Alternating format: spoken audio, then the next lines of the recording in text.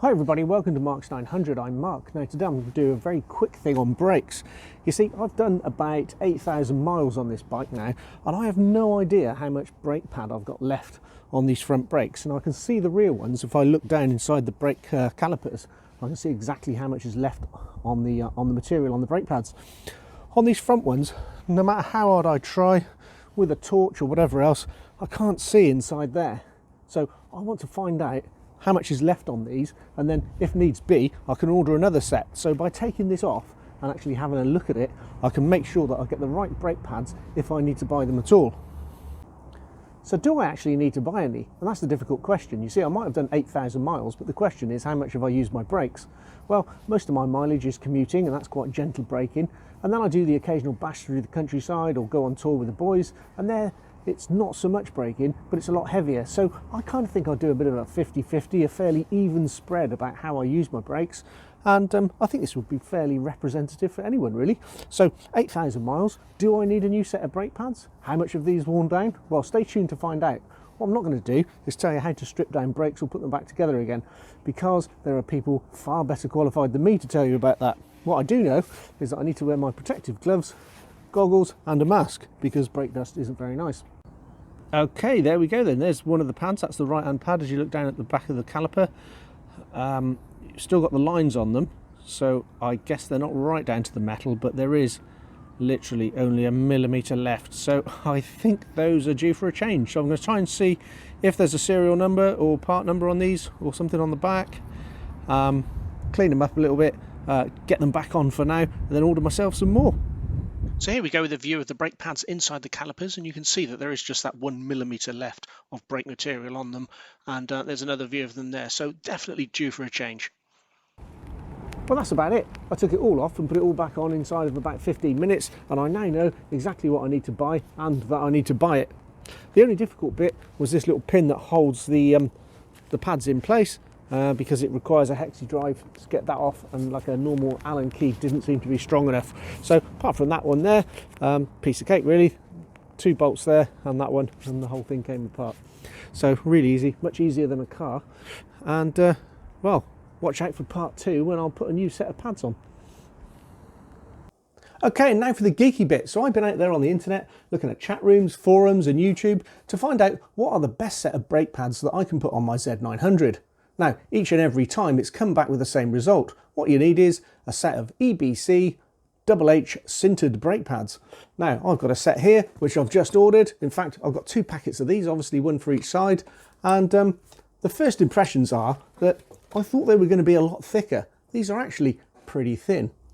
Now, I've definitely got the right ones. I'm going to flash up the part number of the thing that you need there, and they are FA347HH. Just be careful, because they do different flavours like this. There are actually 11 different types of brake pads that you can buy from EBC, and then within the HH sintered section there are a further 3 categories in there. Now some of them are just for race bikes, but these ones are for street machines, and they seem to fit what I want to use the bike for. They come in at about 40 quid for 2 sets of them, and I also had to buy some copper grease and some brake cleaner as well. So I spent about 50 quid all in all. I think that's pretty reasonable, but as I say, thought they'd be bigger. But anyway, let's get the old ones off the bike. We'll do a quick comparison and then get these installed. So there's been a very odd turn of events. You see, I was thumbing through the manual to see if there was anything about brakes other than take your bike to a dealer, when I spotted some useful information on page 151, which tells me that the minimum amount of brake lining or friction material is in fact 1 millimetre. So I definitely am due for a change of pads. More importantly, I also spotted the service schedule, and those eagle-eyed amongst you will have noted that at 12,000 kilometres or 7,600 miles or 1 year, whichever's first, the bike needs a service, and that service includes inspecting and cleaning the brakes. I had completely missed that fact, thinking it was longer intervals between services for some reason. Anyway, I needed to book the bike in, so gave Frasers of Gloucester a call, and they got it in a few days later. I thought I'd wait to change the pads until after the service so that I could see what they said. Well, sure enough, 20 minutes after dropping the bike off, Frasers gave me a call and said, "Mark, you really need some front pads on this bike, and it's going to cost you £39.98. That's just for the pads. The labour's absolutely free because it's covered in the cost of the service." I had to think about whether to tell them that I was going to do it myself, but as it was that cheap, I thought, well, let them do it, and I can do a direct comparison between Kawasaki supplied brakes, probably the same Nissans that they took off, and my new swanky EBC Double H sintered brakes. Well, to my surprise, when I got the bike back, they'd actually fitted the same EBC brakes that I'd bought. So all credit to Frasers of Gloucester, they charged me the same price for those pads that I could buy them for on eBay, and they essentially fitted them for free. Their price was nearly 40 quid compared to the 50 that I had to spend doing it myself because I had to buy the extra brake cleaner and the copper grease, and it's not often you can say that. If you remember my video on tyres as well, Frasers also did a really good deal on those too. So I can't explain just how highly I rate them right now, and there's going to be more about my service and the loan bike that they gave me in next week's video. The last thing to do is rate how well those new brakes perform compared to the old ones. It's not really fair, as the old ones were really worn and their inability to stop me was the thing that prompted this whole video. That said, the new pads are a little noisier, but perhaps that's because they're not bedded in yet. At low speeds they don't feel any different, but braking at speeds over 40 miles an hour is like, wow, a whole world of difference. The bike stops on a sixpence and I barely need to apply much pressure to the brake lever, whereas before I had to squeeze it like mad at those sorts of speeds. Well, happy days then, brakes all sorted.